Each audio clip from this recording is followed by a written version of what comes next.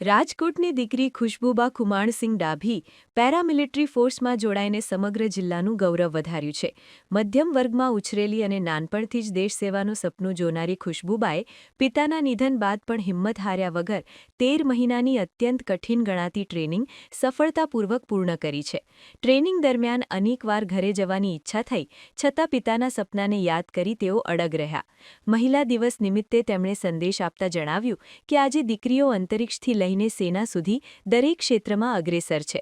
પરિવારના સંપૂર્ણ સહયોગ અને અથાગ મહેનતના જોરે ખુશ્બુબાએ સાબિત કરી દીધું છે કે દ્રઢ નિશ્ચય હોય તો કોઈ પણ લક્ષ્ય હાંસિલ કરી શકાય છે. ખબર તો હતી કે એ દિવસે રિઝલ્ટ આવવાનું છે, પણ ક્યારે આવશે એ ખબર નહોતી. તો રાતે સડનલી 12-1 વાગે ફોન જોયો તો લિસ્ટ હતું કે એસએસસી જીડીનું મેરિટ બહાર પડ્યું છે એમ. તો નામ સર્ચ કર્યું પહેલાં, તો એમાં મારું નામ હતું.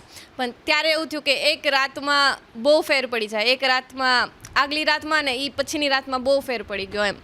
મને બહુ જ સારું લાગ્યું કે મેરિટમાં નામ આવી ગયું. કેમ કે ઘણા બધા એવા હતા જે મારી સાથે ટ્રેનિંગ લીધી હતી.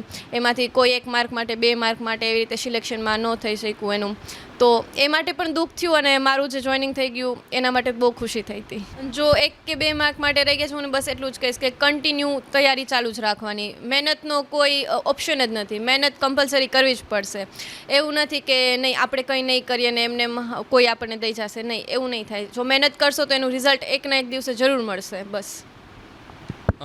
ઓફર લેટર જ્યારે તમારા હાથમાં આવ્યો હતો, તમારું પહેલું ઓપિનિયન શું હતો? પહેલો વિચાર શું આવ્યો મગજમાં કે ભાઈ આમ થયું, આ XYZ કાંઈ પણ? મારે જોઈનિંગ લેટર માટે હું ગાંધીનગર ગઈ હતી. ત્યાં ગાંધીનગર મને લેટર મળ્યો હતો. ત્યારે પહેલી વાર મેં બસ એ ફૌજી માહોલ જોયો કે બધા ફૌજી ત્યાં હતા, મોટા મોટા ઓફિસર્સ હતા, અને એના હાથેથી અમને લેટર આપવામાં આવ્યો હતો. એ માહોલ જ અલગ હતો. એ તો હું હંમેશા યાદ રાખીશ કે નહીં, ફર્સ્ટ એક્સપિરિયન્સ હતો મારો કે બધા ફૌજી લોકો હતા અને અમને લેટર આપવામાં આવ્યો હતો હાથમાં. ઓફર લેટર આવી ગયો છે, તો હવે હાલનું તમારું પોસ્ટિંગ ક્યારે છે ને કે દિવસ છે? મારું હાલનું પોસ્ટિંગ અરુણાચલ પ્રદેશમાં કિમીન છે, ત્યાં છે, અને 20 તારીખે બસ ત્યાં જોઈનિંગ કરવાનું છે મારે બટાલિયનમાં.